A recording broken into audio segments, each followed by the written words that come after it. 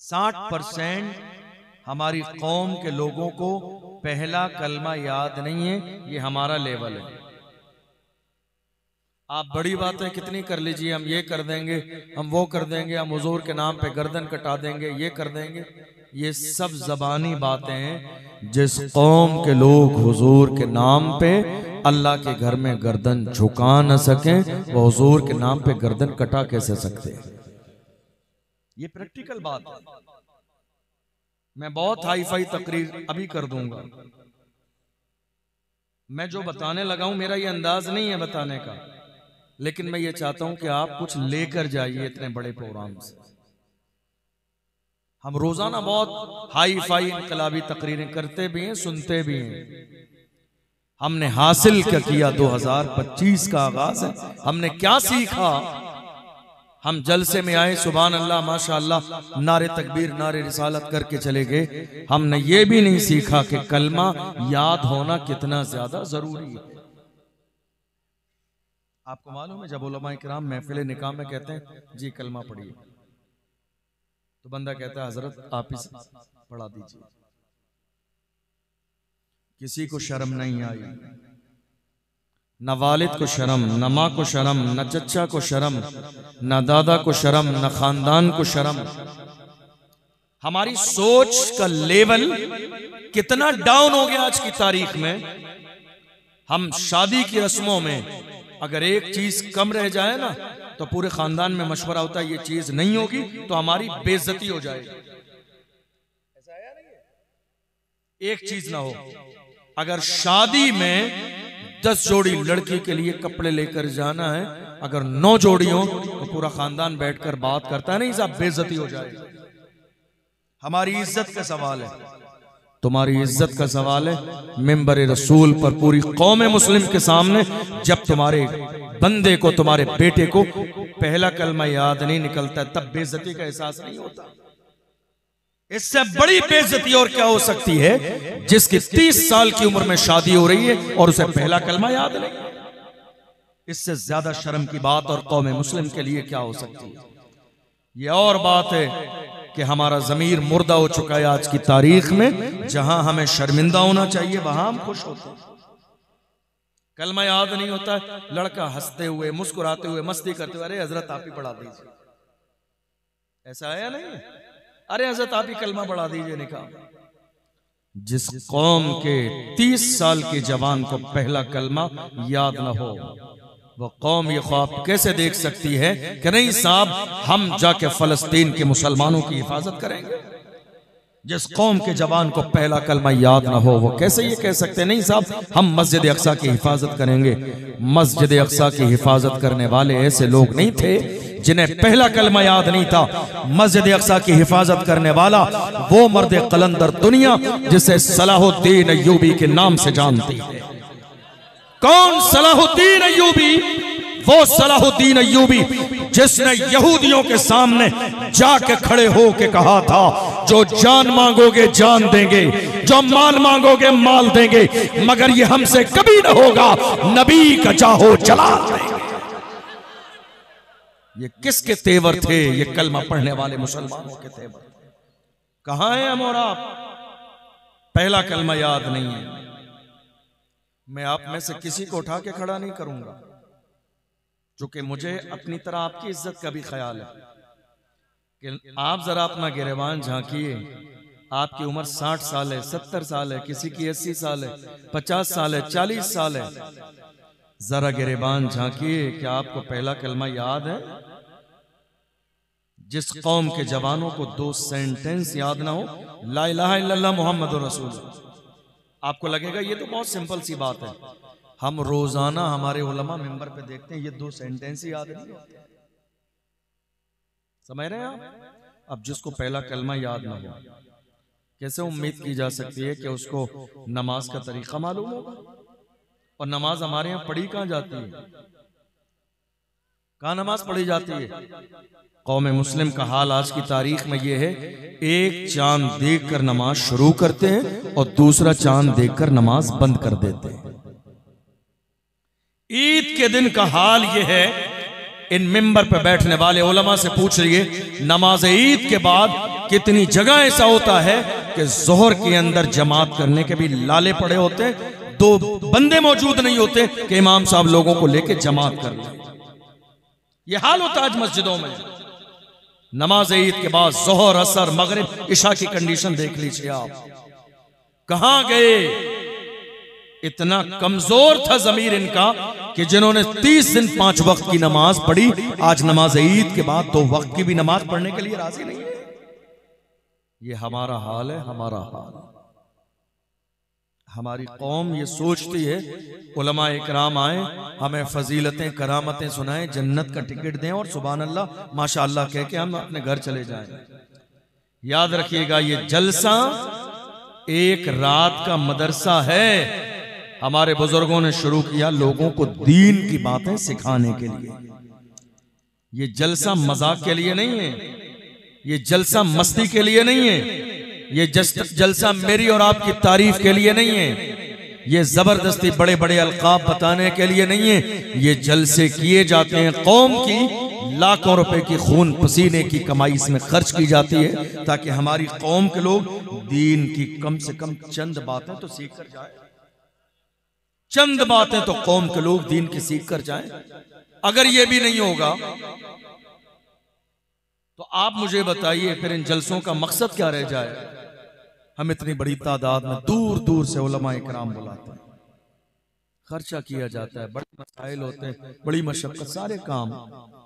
हम सीखते क्या हैं? हम सीखना नहीं चाहते, बल्कि मैं आपको बताऊं और ये उलमा भी इस बात पर गवाही देंगे, हमारे जलसों में अगर कोई आलिम संजीदा तकरीर करने लगे दीन सिखाने वाली, तो हमारी कौम ये कहती है कि किसी अच्छे तकरीर करने वाले को ला के बिठाओ, ये तो खामखा बोर कर रहे। ऐसा है? अगर हमारे उलमा मिंबर से कुछ संजीदा अंदाज में दीन सिखाने की बात करें तो हमारे लोग कहते हैं अरे भाई कोई अच्छा खतीब बुलाना था, ये तो बिल्कुल ऐसी आम बातें कर रहे हैं, मजा नहीं आ रहा।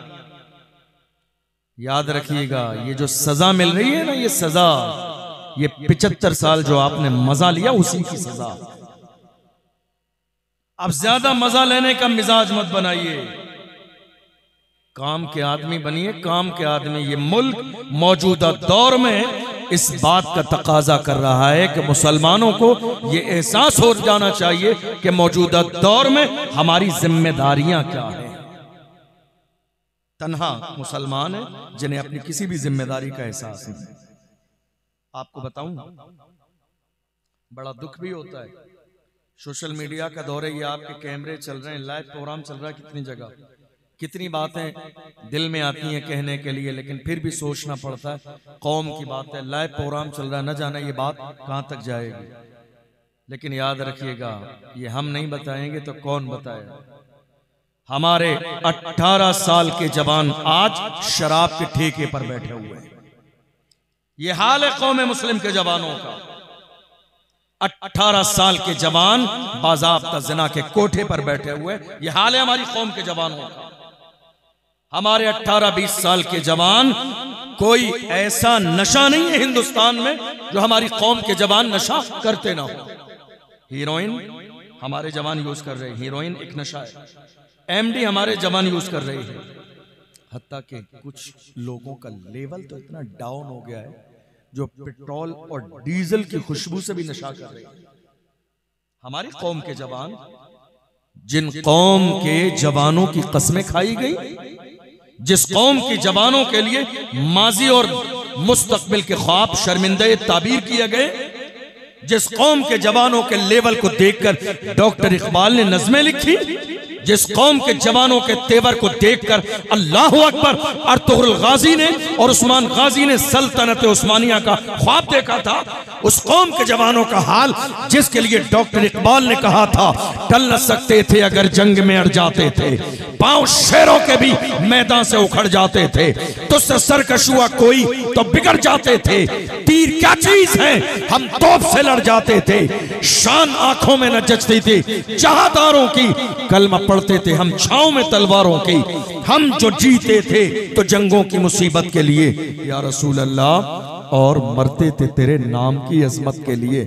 दश्त तो दश्त हैं, दरिया भी न छोड़े हमने, बहरे जुल्मात में दौड़ा दिए घोड़े। ये किसी और की नहीं, हमारी तारीख। और आज कौम मुस्लिम के जवानों का लेवल कितना डाउन है मालूम है आपको?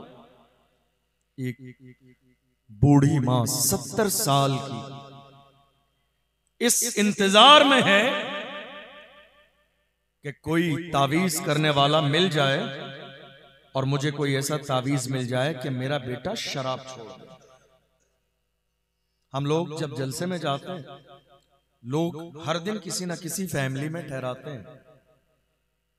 उस फैमिली के लोग जब मुलाकात के लिए आते हैं, हम लोग पूछते हैं खैरियत है?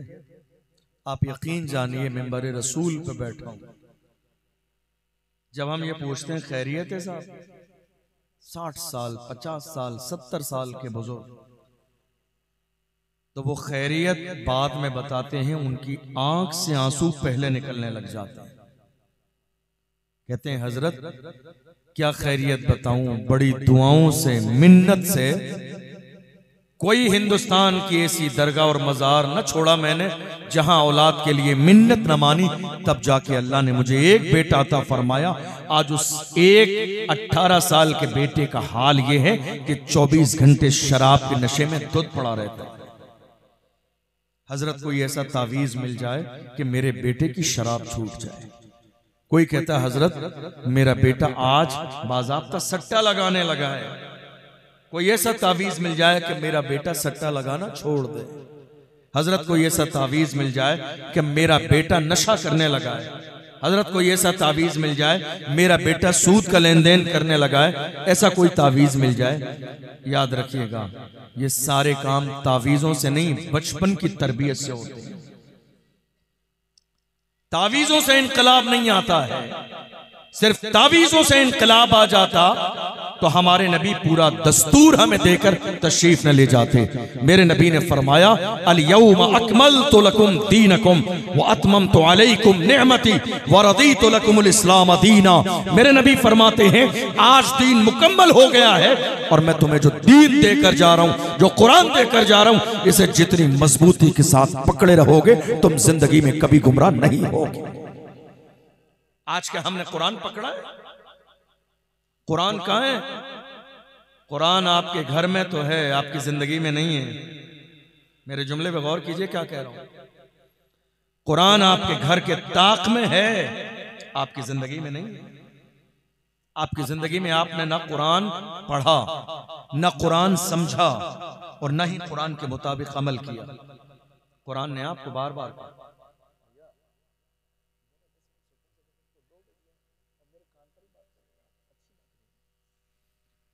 कुरान आपने पढ़ा भी नहीं, समझा भी नहीं। कुरान आपके घर में है। आपको मालूम, आपको जिस तावीज की जरूरत है ना, आपको तावीज की जरूरत है आपके मसाइल हल हो जाए, कुरान खोलिए पहला सफा, ये जो सूरह फातिहा जैसी अजीम नेमत अल्लाह ने आपको अता फरमाई है, 3 बार पढ़कर जिस नियत से दम कर देंगे अल्लाह उसी में आपको फायदा नसीब फरमाए। लेकिन हमने कुरान पढ़ा नहीं, कुरान समझा नहीं। हमारी माँ और बहनें बड़ी तादाद में बैठे हुए हैं, लेकिन शर्मिंदगी की बात यह है कि हमारे घर में कुरान महीनों के एतबार से खुलता नहीं है। आप बताइए मुझे कितने लोग ऐसे हैं हिफ्ज करने वाले ना पढ़ें और जरा सा उन्हें कच्चा याद हो तो वो समझा जा सकता है। नाजरा पढ़ने वाले कहते हैं मैंने बचपन में कुरान पढ़ा था, मैं भूल गया।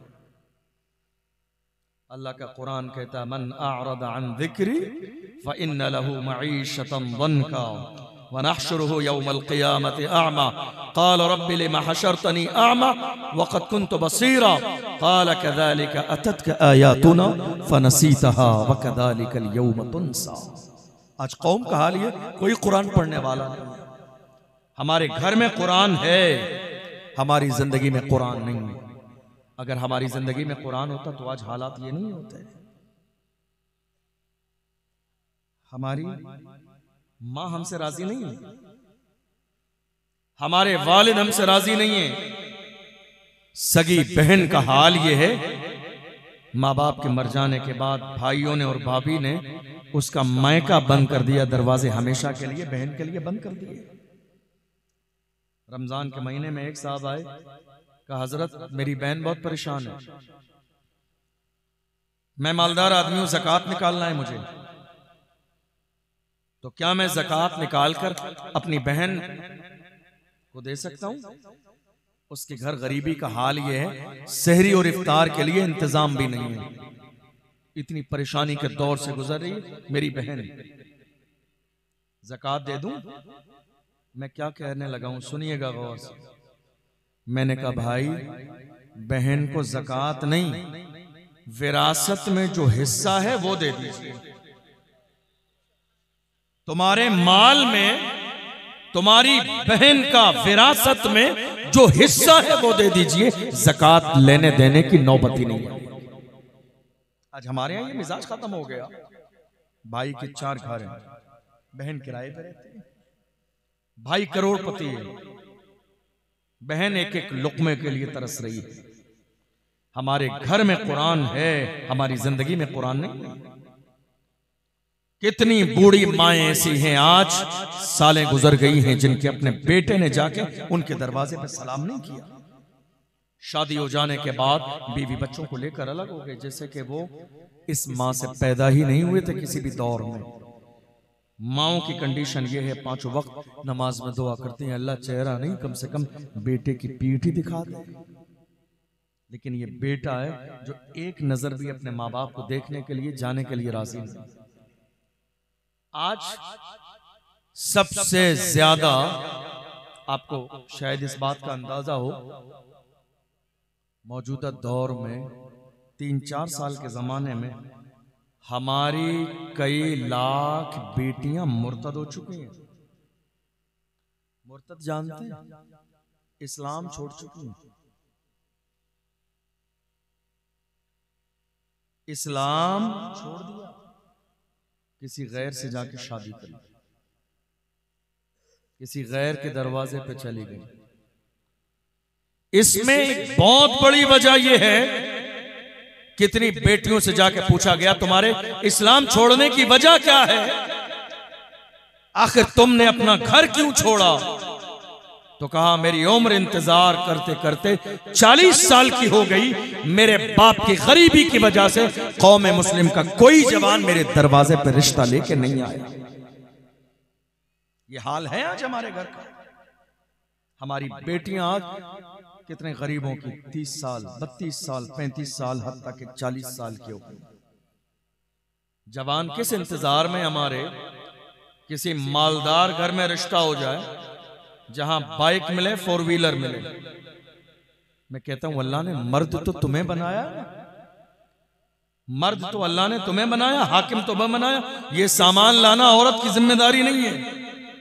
इस्लाम में कहीं भी जहेज नहीं है। ये गलत फहमी आज न जाने मेरी कौम के जवानों के जहन में किसने डाल दी, किसने ये सोच डाल दी कि नहीं साहब जहेज मिलेगा, जहेज तुम्हारा हक है। जहेज तुम्हारा हक नहीं, जहेज लड़की का हक है, लाना ये मर्द की जिम्मेदारी है। और अरब में आज ऐसे ही होता है। आप कहीं भी चले जाइए, शादी तब होती है जब लड़का जिंदगी गुजारने के सारे सामान लाकर अपने घर पे मुहैया कर लेता है, फिर लड़की वाले देखने आते हैं, जरूरत की सारी चीज मौजूद है, तब जाके निकाह की महफिल होती है।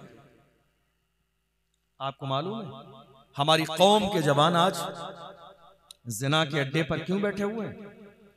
अल्लाह के रसूल का एक फरमान, हुजूर ने फरमाया निकाह सस्ता करो ताकि जिना मुश्किल हो जाए, और अगर ऐसा नहीं करोगे तो कौम मुस्लिम में बुराइयां पैदा हो जाएंगी। आज देख लीजिए आपकी निगाहों के सामने क्या हो रहा है। हमने जिना मुश्किल, जिना जो है आसान कर दिया, क्यों? चूंकि हमने निकाह मुश्किल कर दिया। कितनी बेटियां ऐसी हैं आपको मालूम है जिन्होंने जहर खा लिया इस बुनियाद पर कि 40 साल की उम्र तक उनके दरवाजे पर कोई रिश्ता लेके नहीं आया। कितने गरीब बाप ऐसे हैं रक्षा चलाने वाले जिन्होंने रात के अंधेरे में ये सोच करके मेरे दरवाजे पे 4 बेटियां हैं, इतना लंबा जहेज का इंतजाम कैसे करूंगा। कितने गरीब बाप को हार्ट अटैक आ गया और वो दुनिया से रुखसत हो चुके। जवानों, कहां खड़े हो आप जहां खड़े हो, मेरे आका ने आपको यहां खड़ा नहीं किया था। ये सोच नहीं थी इस्लाम की, ये सोच नहीं थी कुरान की, ये फिक्र नहीं थी पैगंबर आजम की। गरीब नवाज से मोहब्बत करते हैं, गौसे आजम का नाम लेते, तो कम से कम गरीब नवाज और गौसे आजम की जिंदगी को पढ़िए, उलमा से सुनिए और अपनी जिंदगी में शामिल कीजिए। आपको मालूम है उलमा इकराम बैठे हुए, हम लोग भी कभी जलसे में जाते हैं, कुछ लोग मिलते हैं, कहते हैं हजरत, अच्छा मेरी बात समझ आ रही है आपको, ये बताइए, सबको समझ आ रही है? परेशान तो नहीं हो रहे आप? मैं इनकलाबी तकरीर भी कर दूंगा, लेकिन मैं चाहता हूं ये मौका है तो कुछ आप सीख कर जाइए। हम लोग कई बार जलसे में जाते हैं, एक साहब ने कहा हजरत आप तो रोजाना जलसे में जाते हैं, अच्छी अच्छी फैमिलियों से मुलाकात होती है, कोई अच्छा रिश्ता बताइएगा हमारे बेटे के लिए। तवज्जो है आपकी? कोई अच्छा रिश्ता बताइएगा हमारे बेटे के लिए। चंद दिन के बाद उन्हें बताया लड़की का बाप नमाजी परहेजगार है और लड़की तहज्जुद गुजार है। बाप नमाजी है, परहेजगार है, लड़की तहज्जुद गुजार है, लिहाजा आप उनके घर रिश्ता भेज दीजिए। मतलब सुनने वाले बंदे ने लड़की तहज्जुद गुजार है, लड़के का बाप नेक परहेजगार है, कोई तवज्जो नहीं दी इस जुमले पे। कारोबार बताइए क्या करता है? कारोबार बताइए। हमका छोटी मोटी सी मोहल्ले में किराने की दुकान है, हजरत कोई अच्छा रिश्ता बताइए। क्या कहा? सब बोलिए। अच्छा रिश्ता। कौमे मुस्लिम की ज़हनियत का जनाजा निकल गया। देख लीजिए तहज्जुद गुजार लड़की आज के जमाने में नापैद हो चुकी है हमारे समाज में। कहां है तहज्जुद गुजार? मेरी कौम की माँ और बहनों का हाल यह है, मुश्किल से जुमे की 2 रकात जो है नमाज पढ़ने का मौका मिलता है। 5 वक्त की नमाज हमारे घरों में हमारी माएं बहनें इल्ला माशाअल्लाह तहज्जुद गुजार बेटी बैठी हुई है। कहते नहीं साहब कोई अच्छा रिश्ता बताइए। फिर मुझे आया गुस्सा, मैंने कहा जनाब खुल कर कहिए कोई मालदार रिश्ता बताइए। हाजी समझ में नहीं आया, नमाजी समझ में नहीं आया, तहज्जुद गुजार बेटी समझ में नहीं आई, तुम्हें अंदाजा भी नहीं है। अल्लाह के महबूब ने फरमाया दुनिया का सबसे मालदार इंसान वो है जिसे नेक परहेजगार बीवी मिल गई है। और जो शादीशुदा लोग हैं वो इस जुमले को अच्छे अंदाज में पहचानते हैं कि नेक बीवी का मिलना कितनी बड़ी नेमत है। बड़े बड़े दौलतमंद माल वाले जिम्मेदार जिनको नेक बीवी न मिली, डिप्रेशन की गोलियां खा के बिस्तर पे सो रहे हैं। ये नेक बीवी मिलना आपको क्या लगता है छोटी मोटी बात है? नेमत है, नेमत। मेरे नबी ने फरमाया खुशनसीब है वो इंसान जिसे नेक परहेजगार औरत मिल गई। कह रहे नहीं साहब कोई अच्छा रिश्ता बताइए। हमने कहा खुल के कहिए मालदार रिश्ता चाहिए। लेकिन एक जुमला हमारे बुजुर्ग भी सुने। कई बुजुर्गों को मैंने देखा, बड़ी माजरत के साथ कई बुजुर्गों को देखा, वो कहते हैं हमारे दिल का अरमान है, हमारा इकलौता बेटा है, बस किसी तरह हमें कार मिल जाए। अरे यार खुदा के बंदो शर्म करो, शर्म। तुम्हारे दिल का अरमान सिर्फ कार है? तुम्हारे दिल का अरमान ये नहीं है मेरे बेटे को कलमे याद हो जाए? तुम्हारे दिल का अरमान ये नहीं है कि मेरा बेटा 5 वक्त का नमाजी बन जाए? तुम्हारे दिल का अरमान ये नहीं है मेरा बेटा हुजूर के नाम पे मरने और मिटने वाला बन जाए? तुम्हारा ये अरमान नहीं है मेरा बेटा मस्जिद अक्सा की हिफाजत के लिए खड़ा हो जाए? तुम्हारा अरमान ये नहीं है मेरा बेटा वो हाफिज़े नामूस से रिसालत बन जाए? तुम्हारा अरमान ये नहीं है जब हुजूर की इज्जत की बात आए तो लखीमपुर के चौराहे पर मेरी जवान बेटा खड़े होकर ऐलान करे कि मोहम्मद से वफा तूने तो हम तेरे हैं, ये जहां चीज है क्या लाहो कलम तेरे।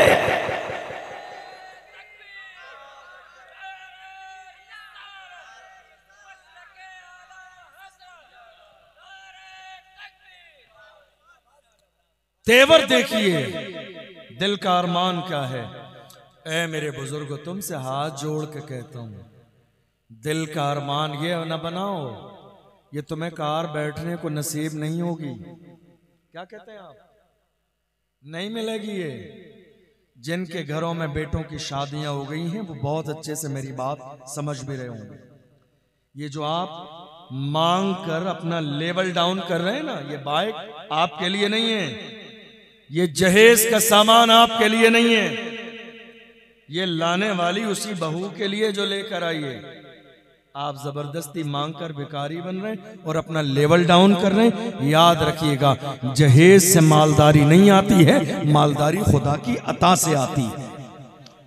मेरे नबी ने इरशाद फरमाया, दुनिया में कोई इंसान अपने बेटे की शादी या दुनिया का कोई जवान अपनी शादी किसी मालदार औरत के घर इस लालच में करेगा कि मेरे घर में मालदारी आ जाए, तो मेरे नबी फरमाते अल्लाह ऐसे शख्स को और ज्यादा मोहताज कर दे। हदीस है, हदीस है। चूंकि तुमने तमन्ना वहां रखी जो खुद मोहताज है। तुमने तमन्ना अल्लाह से लगानी थी, तुमने मांगना तो परवरदिगार से था। देने वाली जात तो मेरे रब की है, वो देने पे आता है। तो खुद अल्लाह कुरान में कहता है, इन्नल्लाह यर्ज़ुक़ु मन यशाउ बिग़ैरि हिसाब। जब वो देने पे आता है वो इतना देता है, इतना देता है, वो हिसाब नहीं लगाता है।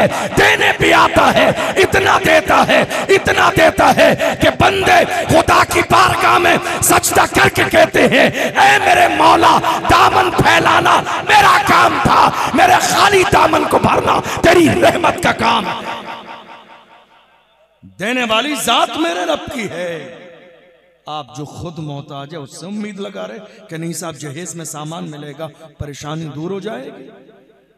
क्या हमारी तारीख यही थी? मेरी बात समझ आ रही है आपको? सबको समझ आ रही है? हजरत उमर फारूक आजम रज़ी अल्लाह अन्हु का दौर, तो उनका अंदाज ये था कि वो रात में गश्त करते थे। बहुत पुरानी बात है, लेकिन मेरे मौजू की बात है, मैंने इसलिए ये जुमला लिया। बहुत पुरानी बात है, आपने कई बार सुनी। इसमें हमारे लिए सबक क्या, बस वो बता रहा हूं आपको।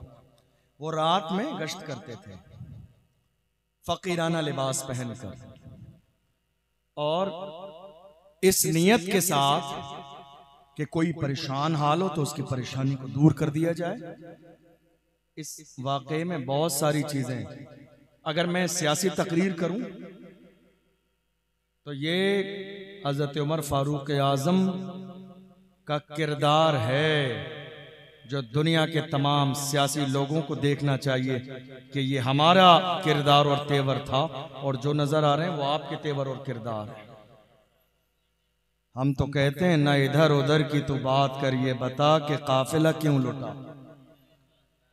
कश्मीर की सरजमीन पर पहलगाम पर जिन जालिमों ने, आतंकवादियों ने हमला किया, आज मुल्क के कोने कोने में लोग इस्लाम और मुसलमानों के खिलाफ राय दे रहे हैं। याद रखिएगा, जहां इस्लाम है वहां आतंकवाद नहीं, जहां आतंकवाद है वहां इस्लाम नहीं। मेरा इस्लाम मारने की नहीं, जिंदगी की इजाजत देता।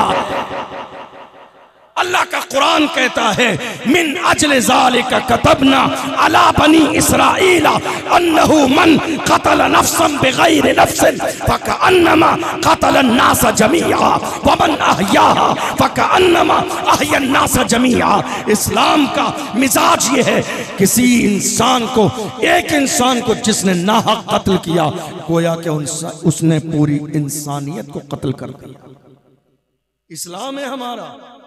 लोग आज तरह तरह की बातें कर रहे हैं। याद रखिएगा, हम लखीमपुर के मुसलमान उस हादसे पर पुरजोर मजम्मत करते हैं, इन जालिमों की, इन आतंकवादियों की। याद रखिएगा, जय श्री राम का नारा लगवाने के बाद मारने वाला भी आतंकवादी है, और अल्लाहु अकबर कहकर किसी नाहक इंसान को मारने वाला भी आतंकवादी है। ये दोनों आतंकवादी हैं, और आतंकवादी का कोई धर्म और मजहब नहीं होता है। मेरे नबी ने हमें किसी पर जुल्म करना नहीं सिखाया। मेरे नबी का अंदाज ये है, फतेह मक्का के मौके पर मेरे नबी ने कहा, ऐ जालिमों जाओ, मैंने आज तुम सबको माफ कर दिया। कौन थे सामने जिन्होंने मेरे नबी के रास्ते में कांटे बिछाए? कौन थे सामने जिन्होंने मेरे नबी को गाली दी? कौन थे सामने जिन्होंने हिजरत करने पर मजबूर किया? कौन थे सामने जिन्होंने रसूलुल्लाह के सहाबा को मारा? कौन थे सामने जिन्होंने बिलाल के सीने पे पत्थर रखे? कौन थे सामने जिन्होंने रसूलुल्लाह के सहाबा को कितना तड़पाया? मगर आज रसूलुल्लाह के पास पावर आया तो मेरे नबी ने फरमाया, तुमने जुल्म किया, वो तुम्हारा किरदार था, मैं माफ कर रहा हूं, ये मोहम्मद का किरदार। मैं कहता हूं, दावत देता हूं उन लोगों को जो आज इस्लाम के खिलाफ अपनी जबान खोल रहे हैं, याद रखिएगा, कोई भी हो, आतंकवादी आतंकवादी है, उसका कोई धर्म और मजहब नहीं होता है। हिंदुस्तान की सरजमीन पर पहलगाम के इलाके में, कश्मीर में जो हुआ, हिंदुस्तान के मुसलमानों ने उसकी हिमायत नहीं की है। सोशल मीडिया पर देख लीजिए, एहतिजाज करने वालों में सबसे आगे आपको हिंदुस्तान के मुसलमान नजर आएंगे, जो हुकूमत हिंद से मुतालबा कर रहे हैं कि इन आतंकवादियों को गिरफ्तार कीजिए और ऐसी सजा दीजिए इतनी दर्दनाक कि किसी की इतनी हिम्मत और जुर्रत न हो कि दोबारा हमारे मुल्क में फसाद करे। आप क्या समझ रहे हैं? ये जो मजहब पूछा गया, हिंदू है या मुसलमान, हम बहुत अच्छे से जानते हैं ये साजिश हिंदुस्तान में टुकड़े करने की, कि नफरत और फैले, हिंदू मुसलमान और कराया जाए। मगर बात सिर्फ इतनी है, न इधर उधर की तू बात कर, ये बता कि काफिला क्यों लुटा। न इधर उधर की तू बात कर, ये बता कि काफिला क्यों लुटा। हमें रहजनों से गरज है क्या, तेरी रहबरी का सवाल। सबसे बड़ी बात तो यह है, इंतजामिया जवाब दे, हिफाजत जिनकी जिम्मेदारी है वो जवाब दें कि यह हादसा हुआ कैसे। हम कभी किसी आतंकवादी की हिमायत नहीं करते। हमारे मजहब इस्लाम के अंदर दूर दूर तक कहीं किसी के साथ ऐसी ज्यादती का हमारे मजहब ने ना हुक्म दिया है और न ही कभी हम किसी भी अंदाज में ऐसों की हिमायत करते हैं। हजरत उमर फारूक आजम का दौर है, रात के अंधेरे में फारूक आजम जाते हैं गश्त करने के लिए।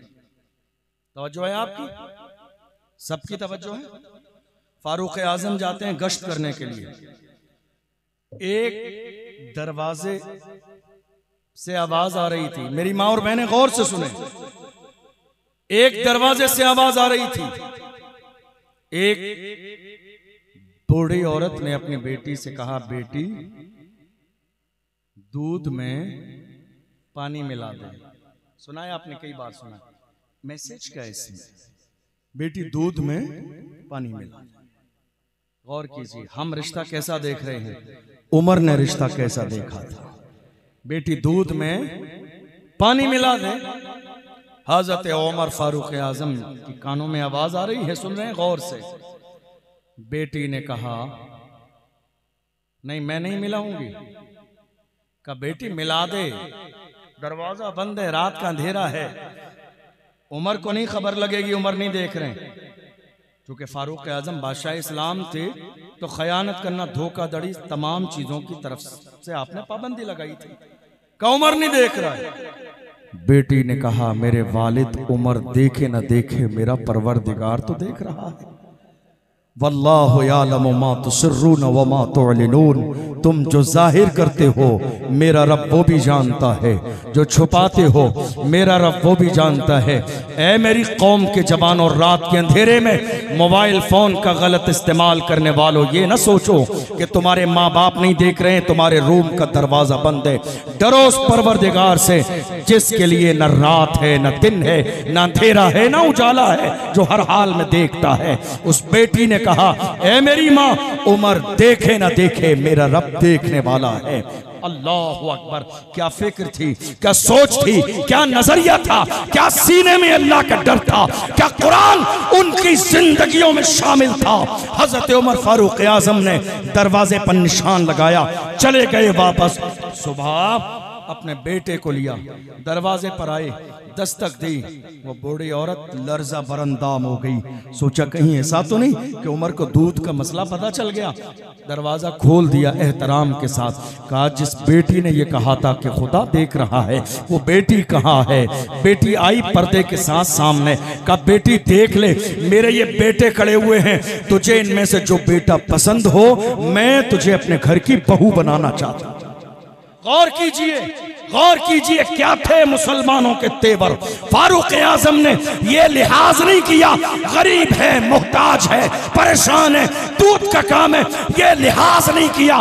फारूक आजम ने लिहाज किया मेरे घर को ऐसी बहू मिले जिसके सीने में अल्लाह का डर मौजूद, जिसके सीने में अल्लाह का खौफ मौजूद। ये हाल था हमारा, ये दौर था हमारा, ये रिश्ते का इंतखाब था हमारा। मेरे अजीजों, चेहरा मत देखा करो, दिल देखा करो। पैसे और दौलत नहीं, किरदार देखा करो। बल्कि हमने देखा, हमारे बहुत सारे बुजुर्ग ये नसीहत करते थे कि जब रिश्ता देखने जाओ तो लड़की से पहले उसकी माँ को देखो, क्योंकि जब माएँ बाहया किरदार वाली और संजीदा होती हैं तो माँ का असर लड़की पे होता है। और आपको एक बात और बताऊं, आज हमारे समाज में आपको हैरत होगी, तलाक का गिराफ बहुत बड़ा हुआ, बहुत तलाक हुआ। आपको मालूम है सर्वे के मुताबिक तलाक की जिम्मेदार लड़की की मां है। कौन? मौजूदा दौर में तलाक़ें हो रही है ना, दारुल इफ्ता में जाए मुफ्ती साहब के पास, मुफ्ती साहब दोनों फैमिलियों को बिठाकर जब पूरी डिटेल लेते हैं, भाई वजह क्या है दूर होने की, तलाक लेने की, सारी बातें निकल के सामने आती हैं। जिम्मेदार निकलती है तलाक में लड़की की माँ। वो कैसे? लड़की की माँ बेटी को घर से रुखसत करने के बाद भी ये चाहती है कि लड़की के घर में मेरी ही हुकूमत चले। शादी के बाद भी यही वजह है कि आज हालात तबाहो बर्बाद होते चले जा रहे हैं। मेरे अजीजों, जब अपनी बेटियों को रुखसत किया करो तो सीने से लगा के कहा करो, बेटी अब तेरा असल घर वही है जो तेरे शौहर का घर है। अब जिंदगियों में दखल अंदाजी मत करो, इंटरफेयर मत करो। हमने ये देखा कई लड़कियां ना समझ जरा सी बात पर लड़ाई करके मायके आ गई। दामाद आया 10 बार बुलाने। बापों को तो ये बात अक्सर नहीं मालूम होती क्या चल रहा है। ये सारा डील घरों की औरतें करती हैं हमारे यहाँ।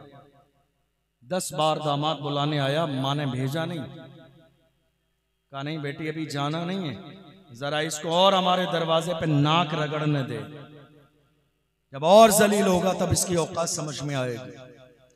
10-15 बार बुलाने आया, उसके बाद उसने कसम खा ली अब जिंदा रहूंगा तो इसके दरवाजे पे नहीं जाऊंगा। जब साल भर बुलाने नहीं आया, अब इस माँ को तलाश है कोई बाबा मिल जाए दुआ ताबीज कराने वाला कि दामाद दरवाजे पर आ जाए। बात समझ आ रही है?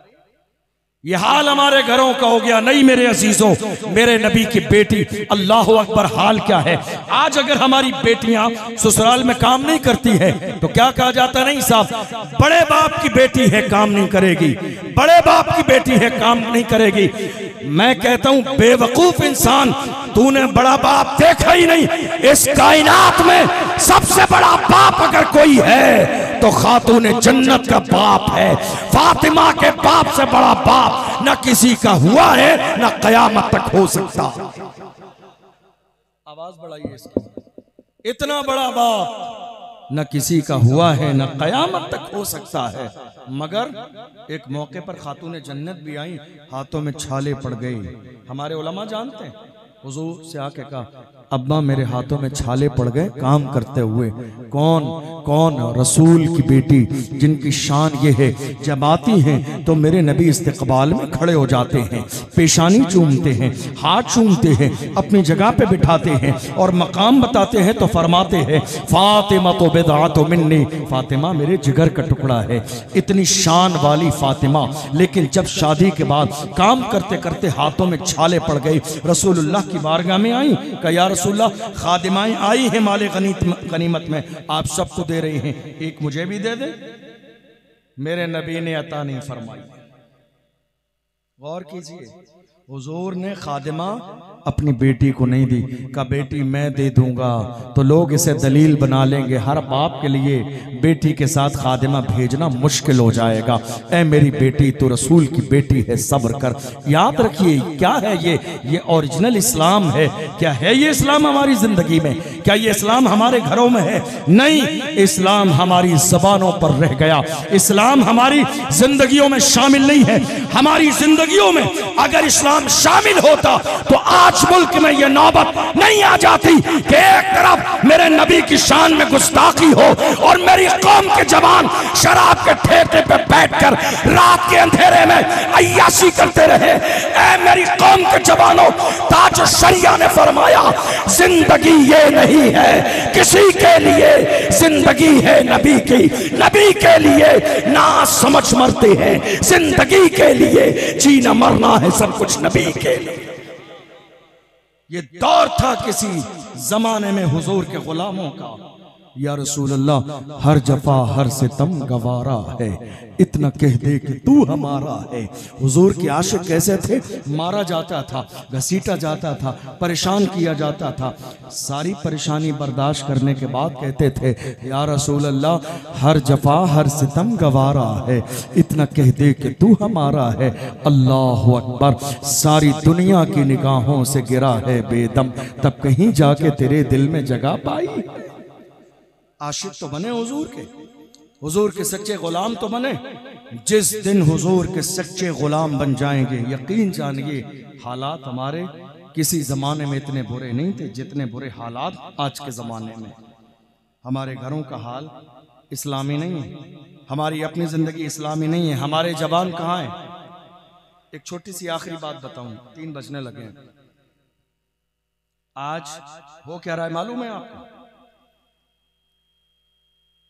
आज हो ये रहा है, शादी आती है हमारे मोहल्ले में,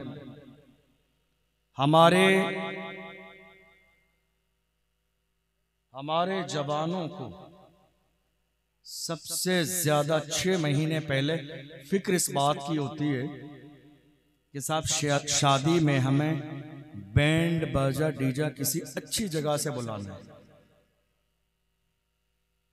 ऐसा होता है या नहीं होता है? आप बताइए मुझे, आपके इलाके में है या नहीं? पूरा इलाका बहुत बड़ा है। आज हालत यह है 50,000, 40,000, 30,000 और कुछ लोग कुछ ज्यादा ही ओवर हैं तो लाख रुपए तक पर भी ये नाचना गाना पूरी कंपनी पहुंच जाती है। मस्जिद के दीवार से लगा हुआ घर है, मस्जिद में इशा की अजान हो रही है और जनाब के दरवाजे पे डीजे बज रहे हैं। ये उलमा बैठे, पूछिए इनसे, ये शादी के सीजन में ये रोज देखते हैं, बुराई भी इनकी की जाती है, इन उलमा को गाली भी दी जाती है रोकने पर। कितने इमामों की इमामत चली जाती है, कितनों के साथ लोग बुराई करने वाले दुश्मन बन जाते हैं सिर्फ उस बुनियाद पर कि शादी अब इमाम साहब के तरीके पे होगी। अब ये बताएंगे हमें शादी कैसी करनी है। मेरी कौम के जवानों, ये मैसेज लेकर जाओ, अल्लाह का शुक्र अदा करो कि तुम्हें बताने वाला कोई है कि क्या सही है क्या गलत है। वरना जिन इलाकों में मस्जिदें नहीं हैं वहां के लोग ऐसी जिंदगी गुजार रहे हैं कि देख के शक में पड़ जाते हैं कि ये मुसलमान भी है या नहीं है। अल्लाह का शुक्र अदा करो तुम ऐसे इलाकों में रहते हो जहां 5 वक्त तुम्हारे कानों में अल्लाह अकबर की आवाज आती है, जहां उलमा हैं, जहां हाफिज हैं, जहां कारी हैं, जहां दीनदार हैं। हमारे जवान क्या कर रहे हैं? 50,000 का 6 महीने पहले डांस पार्टी का सिस्टम बुक कर दिया और निकाह की महफिल में इमाम साहब नजराना क्या लगता है? इमाम साहब ने कहा 2100 रुपये। 2100 रुपये? 2100 रुपये? बड़ी अजीब सी बात है। इस पूरी 4 दिन 3 दिन की शादी में आपने कभी गौर किया इसमें शादी कौन सी है? ये जो 4 दिन की आपकी, एक दिन आप रात को जाग रहे हैं, एक दिन आपके ढोल तमाशे हो रहे हैं, एक दिन बारात जा रही है, एक दिन वलीमा हो रहा है, ये जो 4-5 दिन की शादी है, आपने कभी गौर किया इसमें शादी कौन सी चीज है?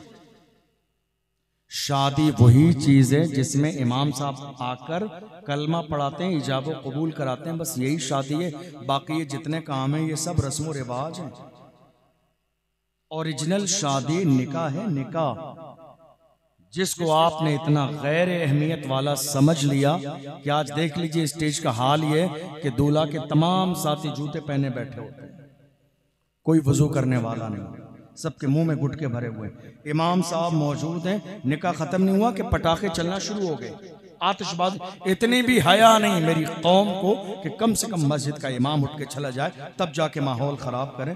हम ये नहीं कहते हैं खुशी मनाना मिलना ये ज़रूरी नहीं है, उलमा खुद इन सारी चीज़ों का लिहाज करते हैं, वो खुद ही निकाह पढ़ा के चले जाते हैं कि भाई शादी का दिन है दोस्तों से मिल ले, लेकिन हालात बस से बदतर होते चले जा रहे हैं। एक मुसलमान की जिम्मेदारी ये नहीं है जो तेवर आज हमारे ज़माने, आपको मालूम है जब हमारे उलमा ढोल बाजे और डीजे के लिए मना करते हैं तो हमारी कौम के जवान कहते हैं ये मेरे बाजू की कमाई है, मैंने साल भर मेहनत करके पैसे कमाए हैं, मेरे पैसे हैं, मैं जिस चीज में उड़ाऊं। मैं कहता हूं नादान इंसान, तू कहता है तेरे बाजू की कमाई है, जाके हॉस्पिटल का चक्कर लगा, तुझे पता चल जाएगा।